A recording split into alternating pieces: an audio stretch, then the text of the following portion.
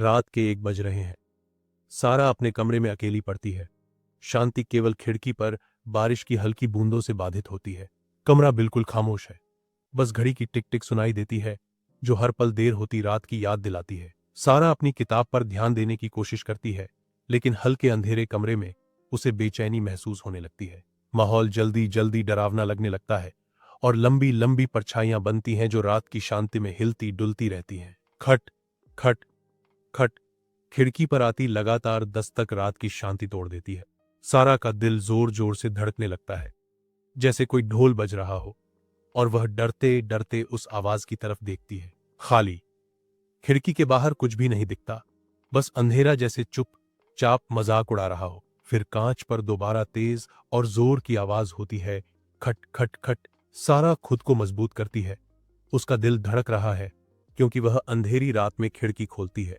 नीचे जमीन पर सिर्फ एक छोटा सा काला कागज पड़ा है, जो अंधेरे में जैसे कोई चुपचाप संदेश दे रहा हो। मैं यहां हूं, नोट फुसफुसाता है। एक ठंडा ऐलान जो सारा की रीढ़ की हड्डी में कंपकंपी पैदा करता है। डर के कारण उसके हाथ तेजी से कांप रहे हैं और उसके दिमाग में उस नोट के सरल शब्द बार बार घूम रहे हैं। डर बढ़ जाता है।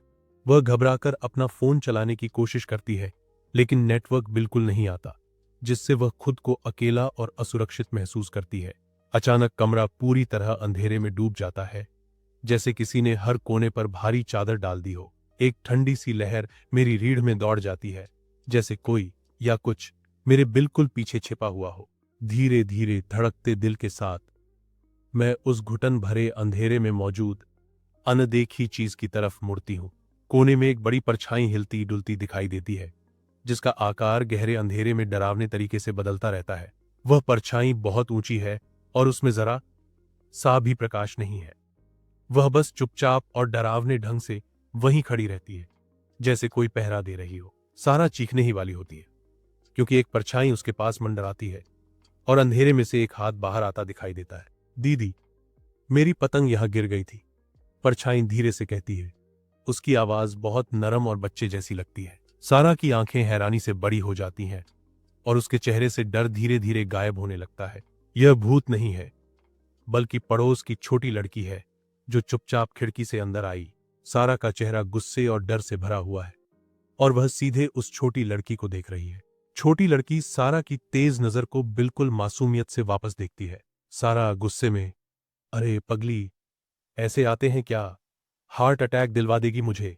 छोटी लड़की प्यारे से, बिना किसी गलती की भावना लिए कहती है, माफ करना दी, लेकिन आप डरते हुए बहुत प्यारे लग रहे थे। छोटी लड़की शरारती चमक के साथ कहती है। सारा का सारा डर टूट जाता है और कमरा अचानक जोर जोर की हंसी से भर जाता है। सारा और छोटी लड़की दोनों के चेहरे खिल उठते हैं और वे गर्म रोशनी में जोर जोर से हंसते रहते हैं। अगली बार ऐसे मत आना, बहुत डर लगता है, सारा हंसते हुए हल्की सी डाउट के साथ कहती है। छोटी लड़की की आंखें शरारत से चमकती हैं जब वह सारा की ओर देखती है। छोटी लड़की धीरे से कहती है, वादा। उसकी आवाज बाकी हंसी के बीच बहुत मुलायम लगती है।